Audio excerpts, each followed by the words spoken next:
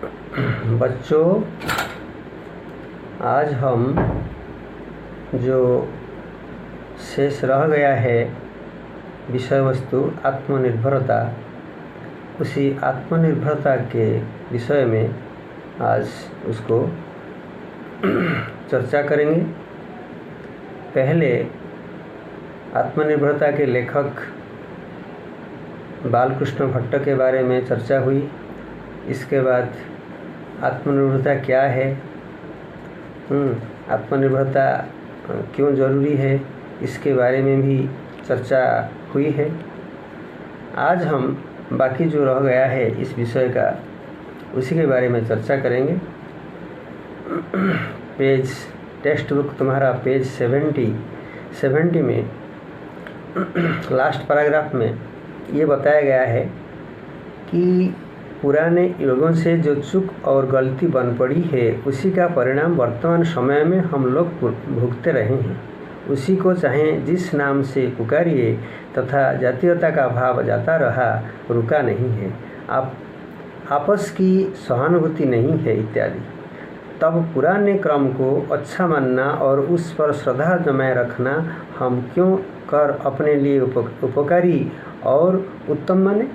हम तो इसे निरी चंडू खाने की गप समझते हैं कि हमारा धर्म हमें आगे नहीं बढ़ने देता अथवा विदेशी राज से शासित हैं, इसी से हम उन्नति नहीं कर सकते। तो बच्चों देखो, जो आदत पड़ जाती है बहुत दिन तक, तो मनुष्य उसी पर निर्भर करता है और उसी को लेकर वो चलता है।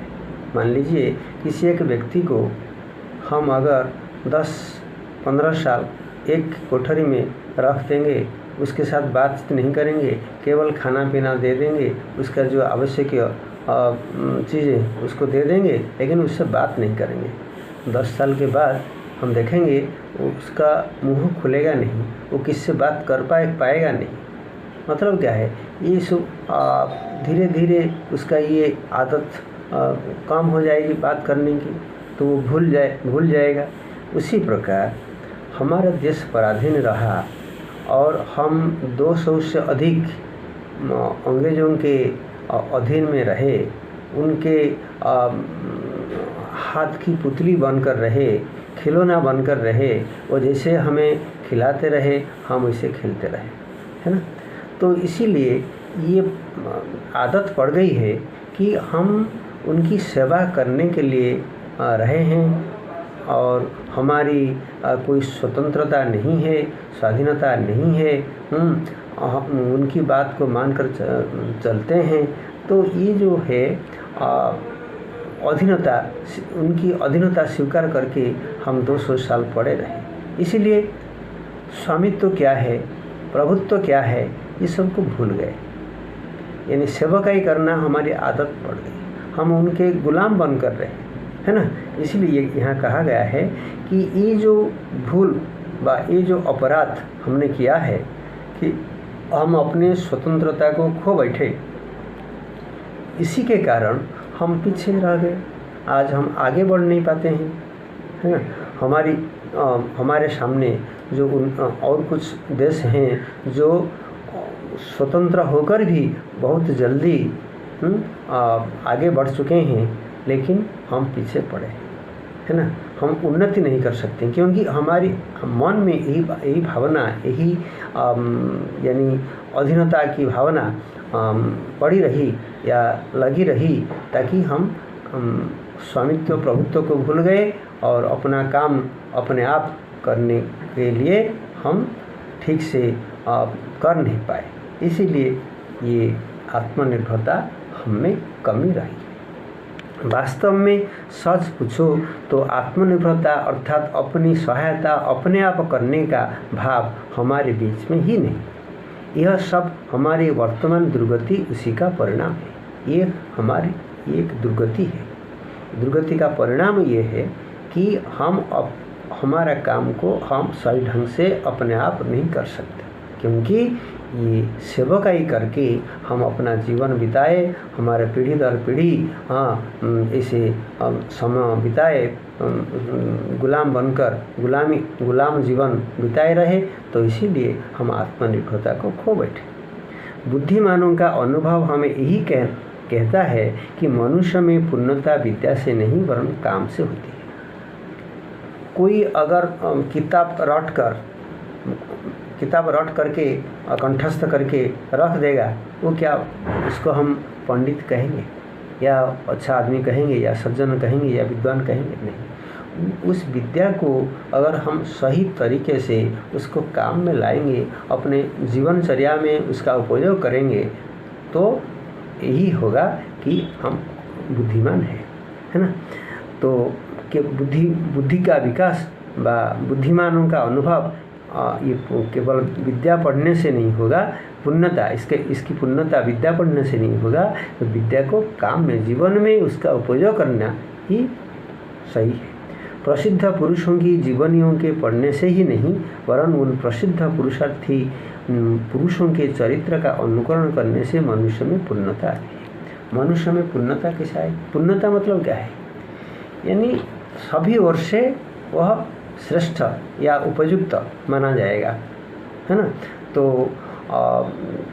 मान लीजिए कोई अगर किसी एक महापुरुषों की जीवनी को पढ़कर रट लिया, याद रखा, लेकिन वह महापुरुष अपने जीवन में किस रास्ते पर जाकर उन्नति के ये शीर्ष सीमा पर, उन्नति के चरम सीमा पर पहुँचे और एक प्रतिष्ठित आदमी बने, एक श्रेष्ठ महापुरुष के रूप में परिचित हुए, उनकी जीवनी किस तरीके से उन्होंने बिताया, तो उसको हम पढ़ करके अगर उसी के पथ को अनुसरण करेंगे या उसी पथ की सहायता से या माध्यम से हम अपना जीवन का रास्ता तय करेंगे, तो इसको हम कहेंगे कि जीवन में पूर्णता इसी प्रकार आती है या हम बुद्धिमान हैं। तो मनुष्य में पूर्णता इसी में आती है। केवल जीवनी महापुरुषों की जीवनी पढ़ लेने से हमें पूर्णता नहीं होगी। उस महापुरुषों की जीवनी को पढ़कर उसी प्रकार अपने जीवन को आगे बढ़ाना, अपने जीवन के रास्ते में परिवर्तन लाना और रास्ते में ऊपर आगे बढ़ना, तो यही है पूर्णता। यूरोप की सभ्यता जो आजकल हमारे लिए प्रत्येक उन्नति की बातों में उदाहरण स्वरूप मानी जाती है। यूरोप महादेश में जितने देश हैं, अधिकांश देश के लोगों में आत्मनिर्भरता भरी हुई है। इसीलिए वो लोग क्या है कि उन्नति के स्टेप यानी उन्नति के सीढ़ी पर पहुँचे हैं, है ना। जब कोई पीढ़ी तक देश का देश उनसे काम, उनसे विचार और उनसी वासनाओं की ओर प्रबलचित रहा, तब से उस अवस्था को पहुँचे हैं। केवल एक आदमी सही ढंग से अपना काम निर्वाह करने से वह जाति व देश व राष्ट्र उन्नत हो जाएगा, ऐसा नहीं। राष्ट्र के या राज्य के या देश के या जाति के या समाज के हर एक व्यक्ति अगर आप सही रास्ते पर चलेंगे, सही काम करेंगे, तो क्या होगा कि एक दिन में कई दिनों के बाद ये धीरे धीरे उनका ये जो श्रेष्ठता या पूर्णता का स्तर धीरे धीरे बढ़ता जाएगा, सभ्यता का स्तर बढ़ता जाएगा, उन्नत का या विकास का स्तर बढ़ता जाएगा, तो अंत में वह श्रेष्ठ विकसित राष्ट्र, विकसित समाज, विकसित राज्य, विकसित समाज के रूप में परिचित होगा। एक दिन ये काम एक दिन में नहीं होता है और एक काम एक के द्वारा नहीं होता है। पूरे समाज के जितने लोग हैं, बच्चों से बूढ़े तक, सब अगर अपने काम को सही ढंग से करेंगे, अपने काम को ये ठीक समझकर उचित कर्म को सही ढंग से करेंगे, तो क्या होगा कि वो जाति का या देश का उन्नति संभव हो जाएगा, है ना। तो इसके लिए धैर्य की आवश्यकता है और धीरे धीरे ये उनका स्तर बढ़ने का स्तर, विकास का स्तर बढ़ता जाएगा। तो अंत में पूरा बढ़ जाएगा। उनसे विचार और सबका विचार ऊंचा रहेगा, सबकी कामनाएं वासनाएं ऊंची रहेगी। तो वहाँ के हर एक संप्रदाय, हर एक जाति, हर एक वर्ण के लोग धैर्य के साथ धुन बांध के बराबर अपने अपने उन्नति में लगे। सब अगर अपने अपने उन्नति में लगे रहेंगे तो सबका उन्नति हो जाएगा, तो अपने आप देश, राज्य या समाज का विकास हो जाएगा। नीचे से नीचे दर्जे के मनुष्य यानी निम्न स्तर के जो लोग हैं, किसान, कुली, कारीगर आदि, और ऊंचे से ऊंचे दर्जे वाले कवि और उच्च स्तर के उच्च स्तर के समाज के जो लोग हैं, कवि, दार्शनिक, राजनीतिक, ये सब में सब ये नीचे से नीचे दर्ज के लोग और ऊंचे से ऊंचे दर्ज के लोग सब अगर मिलकर जाति के उन्नति को बढ़ाना चाहेंगे, या सब अगर अपना अपना काम सही ढंग से करते रहेंगे, तो जाति या समाज का विकास जरूर हो जाएगा। इसलिए कहा गया, अंग्रेजी में कहा गया है, Rome was not built in a day. यानी पृथ्वी में जितने ये साम्राज्य या जितने प्रतिभा या सभ्यता बन पड़ी थी या बनी थी, उनमें से रोम सभ्यता, रोम साम्राज्य सुदृढ़ था, क्योंकि रोम नगर के, रोम राज्य के सब लोग, बच्चों से बूढ़े तक, सब अपने काम को आगे बढ़ाते थे, अपने आत्मनिर्भरता से अपने काम को सही ढंग से करते थे, किसी के ऊपर निर्भर नहीं करते थे या किसी की गुलामी नहीं करते थे, और स्वतंत्र रूप से सही ढंग से अपने काम करते रहे। इसे कई दिनों तक इसे करने के कारण सबके मनोभाव में ये सही मनोभाव रहने के कारण क्या हुआ कि वो सभ्यता एक समृद्धशाली सभ्यता, एक सुदृढ़ सभ्यता के रूप में परिचित हुआ। इसलिए कहा गया है, Rome was not built in a day. एक दिन में रोम का साम्राज्य इतना बड़ा नहीं हो पाया, धीरे धीरे सभी लोगों के सहयोग से, सभी लोग जब मिलकर अपने काम को सही ढंग से करते रहे, तो वो सभ्यता सुदृढ़ बन पाई। एक ने एक बात को आरंभ कर उसका ढांचा खड़ा कर दिया। जैसे हम जानते हैं उड़ा जहाज यानी हवाई जहाज का उद्भावन दो भाइयों से हुआ। आज जो हवाई जहाज को हम जिस प्रकार देखते हैं उसी प्रकार नहीं, एक बैलून में गैस भरकर उसको उड़ाने लगे, धीरे धीरे देखे वो उड़ता है। तो उसी को मानकर धीरे धीरे उनके आने वाले दूसरे पीढ़ी के लोग उसको और एक विकसित तरीके से उनको उड़ाने लगे, धीरे धीरे उसको मेटल के साथ धीरे धीरे ऐसे हो करके, यानी हर पीढ़ी में उसको लोग उसके बारे में सोचकर उसको विकसित करने लगे, आगे बढ़ाने लगे। तो धीरे धीरे आज क्या हुआ, वही बैलून से जब शुरू हुआ, मानसिकता बैलून से बनी, आज हवाई जहाज देखो कितनी ऊंचाई पर उड़ रहा है ना। तो इसलिए कहा गया है, एक ने एक बात को आरंभ कर उसका ढांचा खड़ा कर दिया, दूसरे ने उसे ढांचे पर आरूढ़ रहकर दर्जा बढ़ाया। इसी तरह कम से कई पीढ़ी से के उपरांत वह बात जिसका केवल ढांचा खड़ा कर दिया, दूसरे ने उसी ढांचे पर आरूढ़ रहकर दर्जा बढ़ाया। उसी तरह क्रम से कई पीढ़ी के उपरांत वह बात जिसका केवल ढांचा मात्र पड़ा था, पूर्णता और सिद्धि की अवस्था तक पहुँच गई। इसे देखो बाईसाइकिल, ग्राहम बेल, आर्मस्ट्रॉन्ग, किसी ने ये उद्भावन किया था बाईसाइकिल।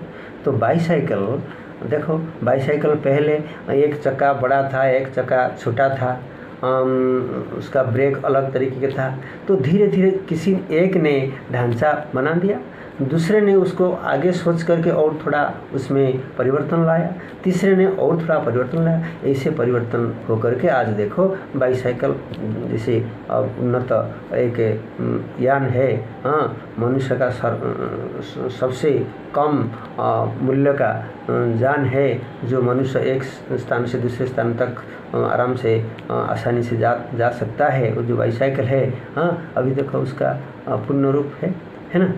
तो यही पूर्णता और सिद्धि की अवस्था तक पहुंच गई। ये अनेक शिल्प और विज्ञान जिनकी दुनिया भर में धूम मची है, इसी तरह शुरू किए गए थे और ढांचा छोड़ने वाले पूर्व पुरुष अपनी भाग्यवान भावी संतान को उस शिल्प कौशल और विज्ञान की बड़ी भारी विभूति का अधिकारी नहीं बना पाए। आज विज्ञान का जितना सब उद्भावन हो चुका है और जिसको हम पूर्ण रूप से हम उसका उपयोग करते हैं, तो पहले जब शुरू हुआ इसे नहीं था। तो धीरे धीरे लोग पीढ़ी दर पीढ़ी, यानी एक आदमी के बाद दूसरे आदमी आए, तीसरे आदमी आए, उसको धीरे धीरे उसका परिवर्तन करने लगे और पूर्णता की ओर ले चले और विकसित करने लगे धीरे धीरे। आज जो ये शिल्प या कारखाना, कल कारखाना, हाँ, या विज्ञान का जो देन है सो है, जो सारे दुनिया भर में जो प्रसिद्ध हो गए हैं, विज्ञान का सब सरंजाम है, विज्ञान का जो उपकरण है, ये सब धीरे धीरे क्या हुआ है कि एक आदमी ने उसको शुरू किया, दूसरे आदमी ने उसको आगे बढ़ाया, तीसरे आदमी ने और आगे बढ़ाया, चौथे आदमी ने, ऐसे कई लोगों के द्वारा उसका क्या हुआ, पूर्णता मिल गई। उस पूर्णता मिल गई या वो एक श्रेष्ठ या उपयुक्त यान या उपयुक्त उपकरण के रूप में परिचित हुआ, जो सारे विश्व में प्रसिद्ध है ना। तो ये शिल्प कौशल विज्ञान, ये सब पीढ़ी दर पीढ़ी लोग इसको विकसित करने लगे। किसी एक आदमी के द्वारा पूरा ये संभव नहीं है कि संपूर्ण नहीं हो पाता है। आत्मनिर्भरता के संबंध में जो शिक्षा हमें खेतीहर, दुकानदार, बढ़ई, लोहार आदि कारीगरों से मिलती है, उसके मुकाबले में स्कूल और कॉलेजों की शिक्षा कुछ नहीं। आत्मनिर्भरता अपने भरोसे पर रहना। किसी एक काम को करने के लिए अगर अपने भरोसे पर काम करते रहेंगे तो वो काम इस प्रकार हो रहा है, कैसे हुआ, कैसे ये पूर्ण हुआ, ये सब अनुभव हमें मिलेगा। तो इसके द्वारा दूसरा काम हो उसी के अनुसार, उसी अनुभव के अनुसार हम करते रहेंगे। तो ये आत्मनिर्भरता संबंध में जो शिक्षा मिलती है, ये अधिक से अधिक खेतीहर मतलब किसान, दुकानदार, बढ़ई, लोहार आदि कारीगरों से मिलती है, क्योंकि वो खुद काम को करते हैं, अपने ऊपर निर्भर करते हैं। वो काम करने के लिए अपने ऊपर निर्भर करते हैं, अपने शारीरिक बल से और मानसिक, अपने आप शारीरिक बल से और मानसिक बल से ये काम करते रहते हैं। तो यही शिक्षा, उपयुक्त शिक्षा, आत्मनिर्भरता की उपयुक्त शिक्षा उन लोगों से मिलती है। किसान अपना काम अपने आप करता है, परिश्रम करता है, शारीरिक मानसिक, दुकानदार भी, हाँ, बढ़ई, लोहार, हाँ, ये लोग क्या करते हैं, शारीरिक परिश्रम और मानसिक परिश्रम, शारीरिक कर्म और मानसिक कर्म करके अपना काम पूरा करते हैं। तो इनसे आत्मनिर्भरता की शिक्षा मिल सकती है। लेकिन हम किताब पढ़ने से, हाँ, स्कूल कॉलेजों में, हाँ, जो शिक्षा मिलती है ये सब क्या है, थ्योरी है, यानी प्रायोगिक नहीं है ना। तो इसको हम केवल ग्रंथ पढ़कर इसमें पूर्ण शिक्षा हमें नहीं मिल पाती। इसका प्रायोगिक प्रयोग सीखना चाहिए, है ना। यह शिक्षा हमें पुस्तकों या किताबों से नहीं मिलती, और एक एक मनुष्य के चरित्र, आत्मदमन, दृढ़ता, धैर्य, परिश्रम, स्थिर अध्यवसाय पर दृष्टि रखने से मिलती है। एक एक मनुष्य के चरित्र, जो हम ये हमारे पूर्वज, हमारे जो महापुरुष, विद्वान सज्जन जो हैं, तो ये विद्वान महापुरुषों के जीवन चरित्र को हम पढ़ते हैं, आत्मदमन करते हैं, यानी आत्मनियंत्रण करते हैं। उन लोग किस प्रकार, किस तरीके से जाकर, किस मनोभाव से लेकर आगे बढ़े, हम उसी प्रकार हम अपना आत्मदमन करेंगे, आत्मनियंत्रण करके उसी प्रकार हम आगे बढ़ेंगे। दृढ़ता, उनमें कैसी दृढ़ता रहा, दृढ़ता के कारण वो हम शीर्ष पर पहुंच पाए, हम उसी प्रकार दृढ़ता को अपनाएंगे। धैर्य वैसे धैर्य धारण करेंगे, परिश्रम उसी प्रकार परिश्रम करेंगे, स्थिर अध्यवसाय यानी स्थिर होकर अध्यवसाय करेंगे, निविष्ट चित्त में मन लगाकर उसका अध्ययन करेंगे। हाँ, ये सब दृष्टि रखने से हम आत्मनिर्भरता को आत्मनिर्भरता के माध्यम से पूर्ण रूप में हमारा काम ठीक रूप में कर सकते हैं। इन सब गुणों से हमारे जीवन की सफलता है। महापुरुषों के जीवनी पढ़कर उनके रास्ते को और उनके रास्तों से शिक्षा ग्रहण करके जिस रास्ते में जाकर शीर्ष स्थान पर पहुँचे हैं, शिखर पर पहुँचे हैं, तो उनसे हम शिक्षा लेकर हम अपना रास्ता तय करके आगे बढ़ेंगे, है ना। यही सफलता जीवन, इसी में सफलता जीवन की सफलता है।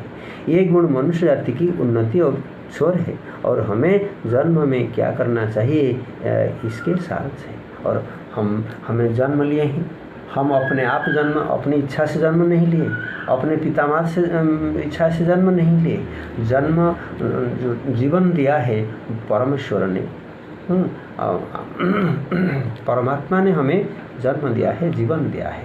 तो वो जब जीवन दिया है, हम जीवन लिए हैं, तो हम जीवन का क्या उद्देश्य है, क्या लक्ष्य है कि हम अपना काम सही ढंग से करें, है ना, ताकि हम ये देश हमसे क्या चाहता है, ये जन्मभूमि हमसे क्या चाहता है, उसके ऋण का परिशोध करेंगे। हम अपना कर्तव्य करके उनका ऋण, अपना कर्तव्य ठीक ढंग से करेंगे तो उनका ऋण का परिशोध हो सकता है।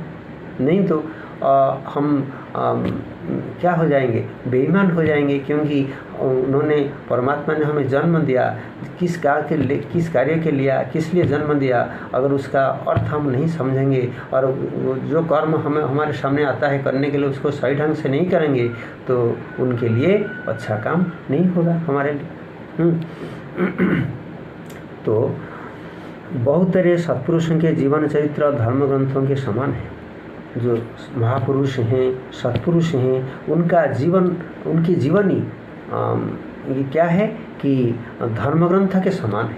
उनकी जीवनी को पढ़ने से हमें बहुत कुछ प्रेरणा मिलती है, बहुत कुछ शिक्षा मिलती है। तो उसी के माध्यम से हम अपना जीवन का रास्ता तय कर सकते हैं, जिसके पढ़ने से हमें कुछ न कुछ उपदेश जरूर मिलता है।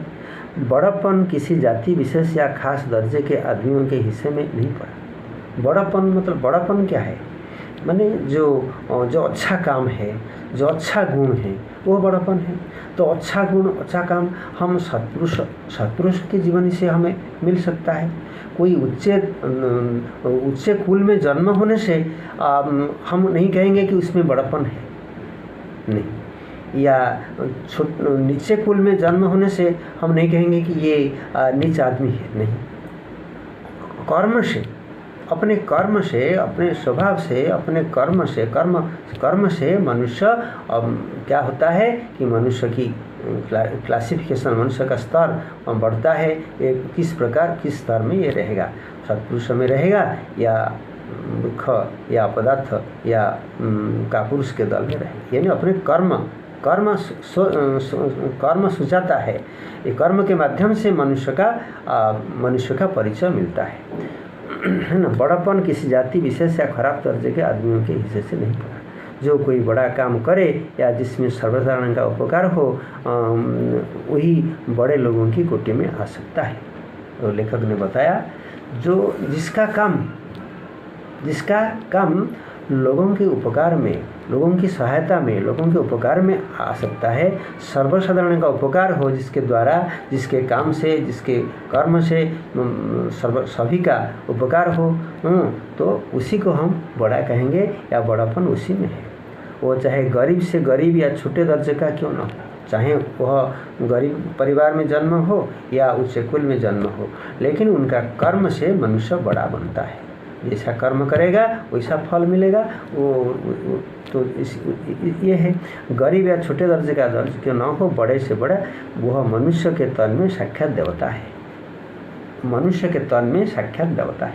हमारा महात्मा गांधी जानते हो, तो कितने मध्यम परिवार में या गरीब परिवार में या मध्यम परिवार में जन्म हुए थे, साधारण परिवार में जन्म हुए थे, लेकिन सारा विश्व उनको जानता है।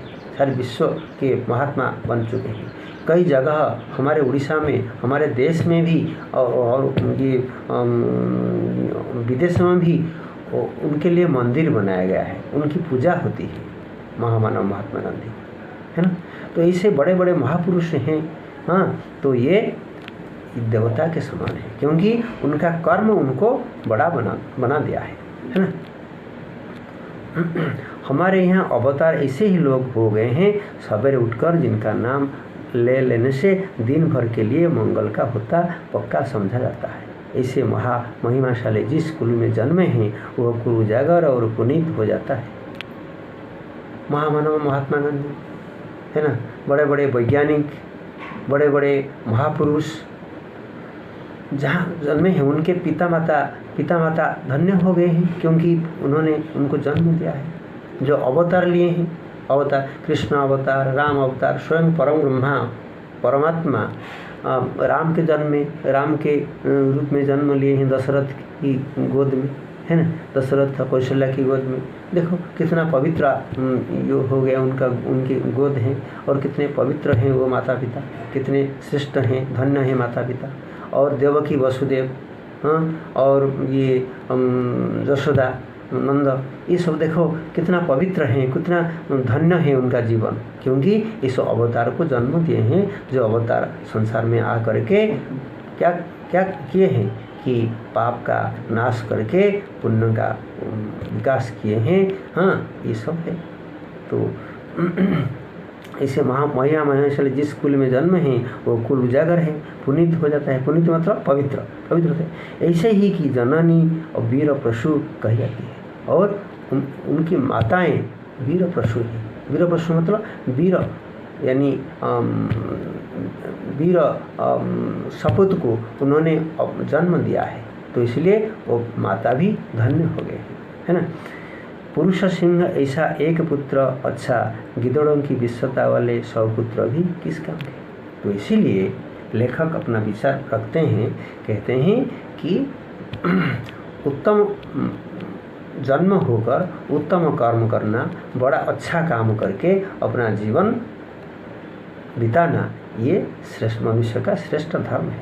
एक अच्छा आदमी, एक अच्छे गुण का आदमी, एक पुत्र अच्छे गुण को अपनाकर अगर अपना काम करेगा, हाँ, तो उसके बदले अगर सियार या डरपोक हो करके 100 पुत्र जन्म होने से कोई फायदा नहीं।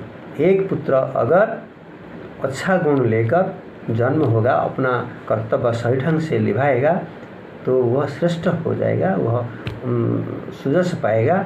लेकिन 100 पुत्र अगर कापुरुष होकर जन्म लेंगे, हाँ, अपदार्थ होकर जन्म लेंगे, तो वो कोई मूल्य, उसका कोई मूल्य नहीं है ना।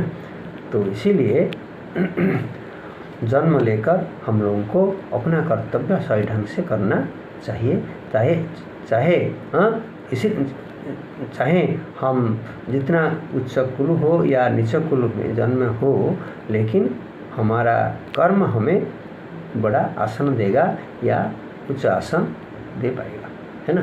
तो इसीलिए आत्मनिर्भरता जो गुण है, ये गुण को हर एक मनुष्य को अपनाना चाहिए, और आत्मनिर्भरता के द्वारा मनुष्य अपना कर्म सही ढंग से करके एक सुजस सुख्याति लाभ कर अमर बन पाएगा। और वीर प्रसु, ये धरती वीर प्रसु कहलाएगा, क्योंकि ये जननी जन्मभूमि स्वर्गादपि गरीयसी, ये जननी धन्य होगी और ये जन्मभूमि धन्य होगी अगर हम जन्म लेकर उनकी गोद में जन्म लेकर हम अपना काम सही ढंग से करेंगे, आत्मनिर्भरता गुण को अपना कर अपने कर्म को आगे बढ़ाएंगे।